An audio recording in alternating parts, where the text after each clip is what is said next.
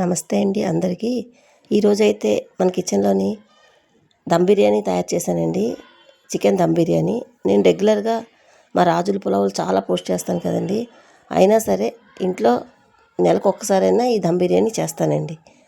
ఇది ఎప్పుడు నేనైతే పోస్ట్ చేయలేదు. నా ఛానల్లో ఫస్ట్ టైం పోస్ట్ చేస్తున్నాను. నేనైతే ఏ పద్ధతిలో చేస్తానో ఒకసారి చూడండి. దీనికోసం మనం ఫ్రైడ్ ఆనియన్స్ ఫస్ట్ రెడీ చేసుకోవాలి కదండి.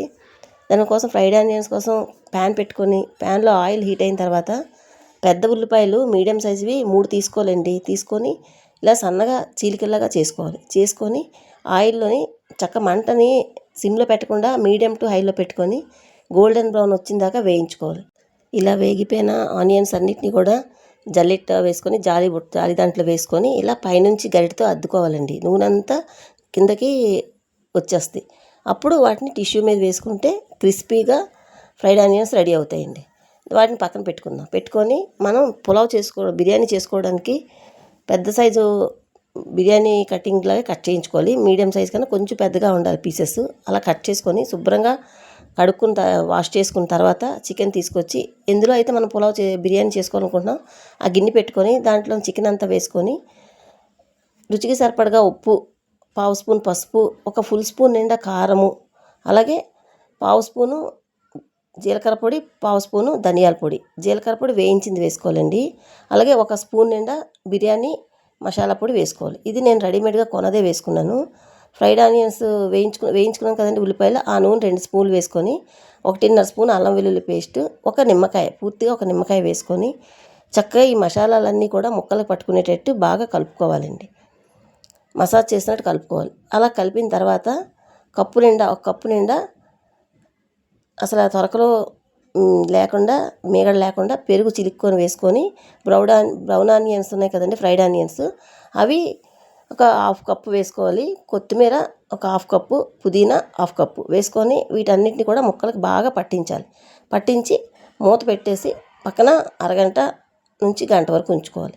ఈలోగా మనం బియ్యం చూసుకుందాం. బియ్యాన్ని బాస్మతి రైస్ని నేను ఇప్పుడు చికెన్ కేజీ తీసుకున్నానండి. 3/4 కేజీ మాత్రమే బాస్మతి రైస్ తీసుకున్నాను. శుభ్రంగా కడిగేసి ఎక్కువ నీళ్ళు పోసుకొని దాంట్లోనే కొంచెం అల్లం వెల్లుల్లి పేస్టు, రుచికి సరిపడగా ఉప్పు, బిర్యానీ మసాలా ఉంది కదండి, అది ఒక 1/2 స్పూన్ వేసుకోవాలి. కొంచెం పచ్చిమిరపకాయలు, కొత్తిమీర, పుదీనా కూడా వేసుకొని ఈ ఫ్రైడ్ ఆనియన్స్ కూడా వేసుకొని 1 స్పూన్ షాజీరా, అలాగే గరం మసాలాలు ఉంటాయి కదండి, అవి అనాస పువ్వు 1, 2, 3 యాలకులు, 3, 4 లవంగాలు, అలాగే బిర్యానీ ఆకులు 2, దాల్చిన చెక్క ముక్క 2 ఇంచీలు ఇలా వేసుకొని వీటన్నిటిని చక్కగా కలుపుకొని ఉప్పు మాత్రం కొంచెం ఎక్కువ వేసుకోవాలండి. కలుపుకొని పక్కన పెట్టుకుంటే గంట అయిన తర్వాత చూస్తే ఈ నానబెట్టుకున్న చికెన్ని స్టవ్ మీద పెట్టుకొని ఉడికించుకోవాలి. అలాగే రైస్ కూడా రెండో స్టవ్ మీద పెట్టి మనం ఉడికించుకోవాలి. 2 ప్యారలల్గా చేసుకుంటే మనకి ఈ చికెన్ దమ్ బిర్యానీ చేసుకోవడం చాలా తొందరగా అయిపోతుంది. నానబెట్టిన టైం తీసేస్తే ఒక హాఫ్ అన్ అవర్లో రెడీ అయిపోద్దండి. ఒక 15 నిమిషాలు అలాగా దగ్గర అయ్యేసరికి 10-15 నిమిషాల కల్లా చికెన్ ఇలాగా జ్యూసీగా ఉడికింది. ఈ టైంలో చూస్తే రైస్ కూడా ఉడికిపోద్దండి. మనకి రైస్ 70% కుక్ చేయాలి కదండి. అది ఎలా చేయాలంటే మెతుకు తీసుకుంటే ఇరిగిపోవాలన్నమాట మధ్యకి, అంతే. అలా అయితే మనకి కరెక్ట్గా పులావులోని మెతుకు చెదిరిపోకుండా చక్కగా కుక్ అవుద్ది. అలా రైసు చికెను ప్యారలల్గా ఉడికించుకోవాలండి. ఇది చికెన్ అంతా ఉడికిపోయింది, ఆల్మోస్ట్ అక్కడే ఉడికిపోద్ది మనకి. ఉడికిపోయిన తర్వాత దీంట్లో నుంచి ఇలాగా జాలిగరిటతోటి రైస్ తీసుకొని చికెన్ పైన సర్దుకోవాలండి. మొత్తం రైస్ అంతటిని కూడా ఎక్కువ చేసుకున్నాం అనుకోండి 2-3 బ్యాచ్లో చేసుకోవచ్చు. మరి ఇప్పుడు సింగిల్గా ఒకే పాట్లో చేస్తున్నాను, తక్కువే కనుక ఈ గిన్నెకి సరిపోద్ది. అలా మొత్తం అంతా రైస్ అంతా అలా తీసుకొని వేసుకోవాలి. మనం రైస్ వండుకునేటప్పుడు ఉప్పు కరెక్ట్గా చూసుకొని వేసుకోండి, లేకపోతే ఈ రైస్ చప్పగా అయిపోద్ది.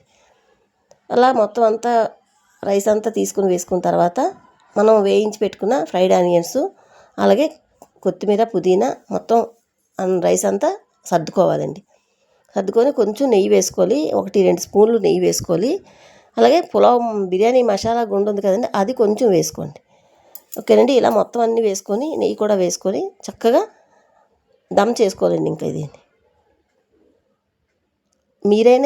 మీరు కూడా ఇదే పద్ధతిలో అందరూ ఎవరైనా ఇదే పద్ధతిలో చేస్తారు కదండి. నేను కూడా మా పిల్లలకి ఇష్టమని నేర్చుకున్నదేనండి.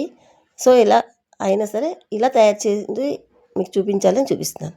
మూత పెట్టేసి బరువు పెట్టేస్తే ఆవిరి ఎక్కడికి బయటికి పోకుండా చక్కగా ఉడికిపోద్దండి.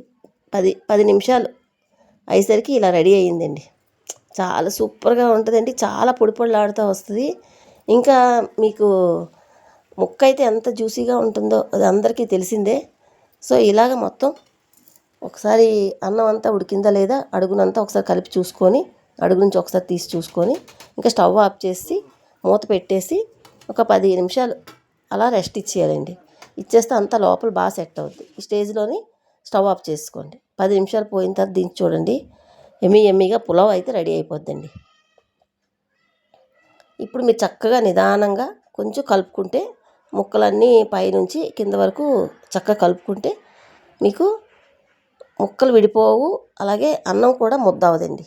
కరెక్ట్ కొలతలతో వేసుకుంటే చాలా బాగుంటుందండి. నేను స్పైసీస్ కూడా ఎక్కువ వేయనండి. అంటే మనం యాలకులు, లవంగాలు, పులావ్ సామాను వేస్తాం కదా, అది వెయ్యను. ఎందుకంటే అవి తినేటప్పుడు చిరాకుగా ఉన్నదని పిల్లలు సరిగ్గా తినరని బిర్యానీ మసాలా పొడే వేస్తాను. బయట అది కూడా షాప్లో కొన్నది మాత్రం వేస్తాను. మా ఇంట్లో తయారు చేసింది కూడా వేయను.